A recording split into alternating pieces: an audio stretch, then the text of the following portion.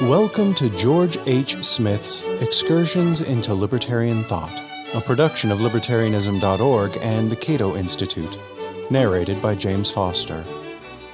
Negative and Positive Liberty, Some Historical Reflections. In Leviathan, 1651, Thomas Hobbes set the stage for a good deal of later thinking about the nature of freedom. Freedom, according to Hobbes, signifies the absence of opposition or external impediments to motion. Such freedom applies not only to rational agents, but also to irrational and inanimate creatures. We may say, for example, that water is not free to flow beyond the vessel that contains it. For whatsoever is so tied or environed as it cannot move within a certain space, which space is determined by the opposition of some external body, we say it hath not liberty to go further. And so of all living creatures, whilst they are imprisoned or restrained with walls or chains, and of the water whilst it is kept in by banks or vessels that otherwise would spread itself into a larger space, we use to say that they are not at liberty to move in such a manner as without those external impediments they would. Hobbes clearly distinguished freedom from power. When the impediments to motion are external, then an entity is said to lack freedom. But when the impediments to motion are internal, an entity is said to lack power. The fact that a stone cannot move of its own accord does not mean that it lacks the freedom to move. Rather, it lacks the power or ability to move. Likewise, if a sick man is confined to a bed and unable to move about, he lacks not the freedom to walk, since no external impediments prevent him from walking, but the power to walk. Hobbes's distinction between freedom, the absence of external impediments, and power, the internal ability to do something, is frequently cited as an early formulation of negative freedom. Moreover, since classical liberals typically defended negative freedom, Hobbes is sometimes cited as an early proponent of that tradition. This perspective, though fairly common, is misleading. The political absolutism of Hobbes was anathema to classical liberals, and most liberals, especially those in the Lockean tradition, did not look favorably upon his conception of negative freedom.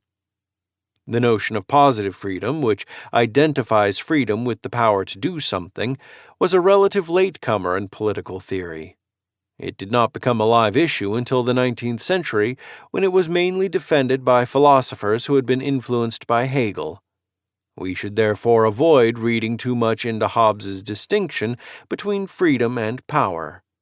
Earlier philosophers who defended, say, freedom of conscience did not need Hobbes to tell them that freedom of religion means the ability to practice one's religion without external compulsion or constraint by other people.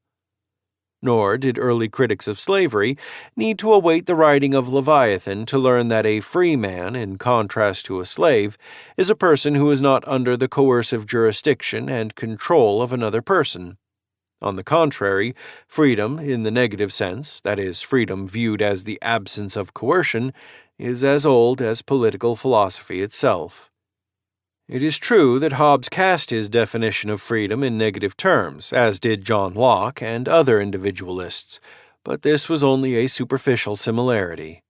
Hobbes's definition of freedom differs fundamentally from Locke's, but this difference has been obscured by the conventional distinction between negative and positive freedom.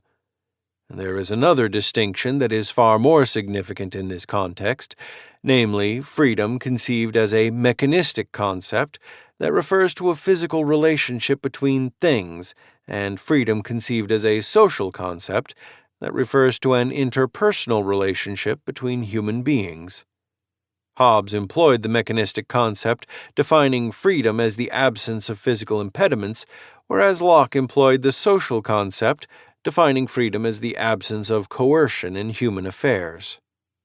According to Hobbes, as we have seen, when we are restrained from achieving our goals by internal impediments, such as by the inability to do something, then we are said to lack power. When those impediments are external, then we lack freedom to exercise our powers. The nature of such external impediments is irrelevant. Freedom does not necessarily refer to a social relationship between rational agents.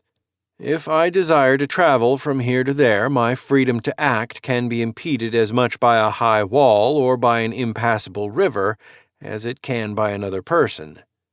Any external obstacle that prevents me from exercising my power, that keeps me from getting what I want and would otherwise be able to obtain, diminishes my liberty. For Hobbes, therefore, freedom consists of unimpeded power.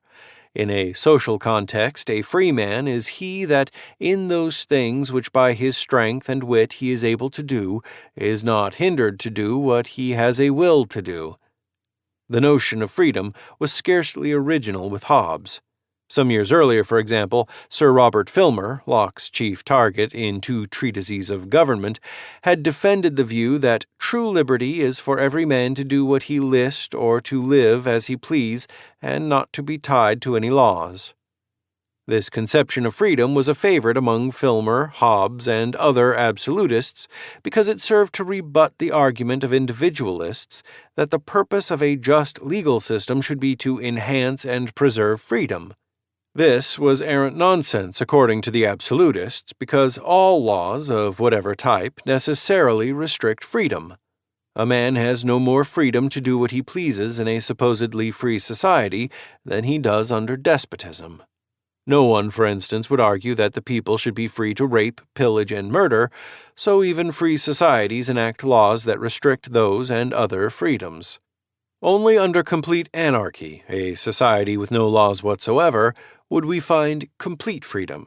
As Filmer put it, "But such liberty is not to be found in any commonweal, for there are more laws in popular estates than anywhere else, and so consequently less liberty. And government, many say, was invented to take away liberty, and not to give it to every man. Such liberty cannot be. If it should, there would be no government at all." If Filmer and Hobbes were correct, if the primary purpose of government is to restrain and limit freedom, then the complaints made by individualists against absolute monarchy made little sense. True, absolute monarchies and absolute governments generally restrict freedom, but so do all forms of government, even those supposedly based on the consent of the governed. Complete freedom can exist only in the anarchistic state of nature, a society with no laws whatsoever, and this liberty is diminished each time a government passes or enforces a law. Locke rejected this conception of freedom. In a direct reply to Filmer, he wrote, "Freedom is not, as we are told, a liberty for every man to do what he lists, for who could be free when every other man's humor might domineer over him? But a liberty to dispose and order as he lists his persons, actions, possessions, and his whole property. In a state of perfect freedom, people can dispose of their possessions and persons as they think fit within the bounds of the law of nature, without asking leave or depending upon the will of any other man." Thus, for Locke, freedom means the ability to use and dispose of that which is properly one's own, without the coercive interference of other people, including government. In this rights-based notion of freedom, I am free to the extent that I can exercise jurisdiction over my own property in the broad sense, one's body, labor, external goods, etc., according to my own will without being subjected to coercion by others. The meaning of coercion is a tricky topic in its own right, one that I shall consider in a future essay.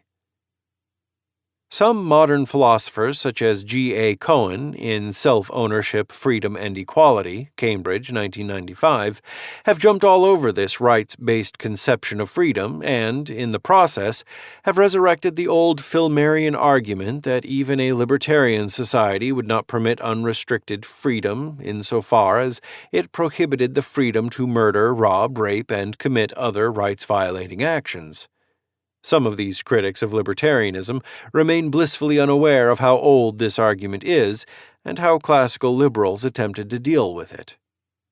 Locke's conception of social freedom, which was essentially an effort to forge a standard of equal liberty, was accepted by the vast majority of subsequent liberal and quasi-libertarian philosophers. A notable exception was Jeremy Bentham, who expressly resurrected the Filmerian and Hobbesian conception of freedom and concluded that all laws necessarily restrict freedom. This is why Bentham argued that the primary purpose of law is to bring about security, not freedom. Although modern historians stress the need to understand the historical and ideological context of earlier philosophers, they sometimes fail to grant this courtesy to John Locke and other classical liberals who defended a rights-based conception of freedom. It is not as if Locke and other liberals arbitrarily introduced the value-laden notion of rights into discussions of freedom in order to arrive at a predetermined destination that suited their political beliefs. The notion of rights was an integral part of political philosophy long before liberal individualists came along. For centuries, political philosophers had defended the right of political sovereignty, that is, the right of rulers to compel obedience to their decrees. What liberal individualists did, beginning primarily in the 17th century, was to challenge the notion of state sovereignty with the notion of self-sovereignty. Why do we have an obligation to obey political rulers and the laws they enact? It is virtually impossible to understand the liberal conception of rights-based freedom without considering this broader problem, which I shall discuss in my next essay. Thank you for listening to Excursions. To learn more about libertarian philosophy and history, visit www.libertarianism.org.